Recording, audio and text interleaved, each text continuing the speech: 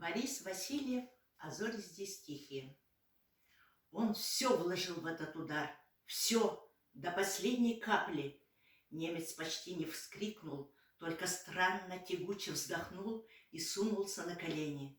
Старшина рванул скособоченную дверь, прыжком влетел в избу. «Хэнде хох!» Они спали, отсыпались перед последним броском железки. Только один не спал, в угол метнулся к оружию, но Восков уловил этот прыжок и почти в упор всадил в немца пулю. Грохот ударил в низкий потолок, немца швырнуло в стенку, а старшина забыл вдруг все немецкие слова и только хрипло кричал: «Легай! Легай! Легай!» и ругался черными словами, самыми черными, какие знал.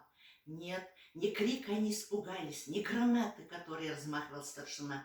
Просто подумать не могли, в мыслях представить даже, что один он на много верст, один-одинешенек.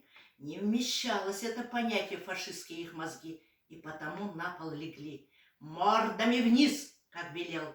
Все четверо легли, пятый, прыткий самый, уж на том свете числился.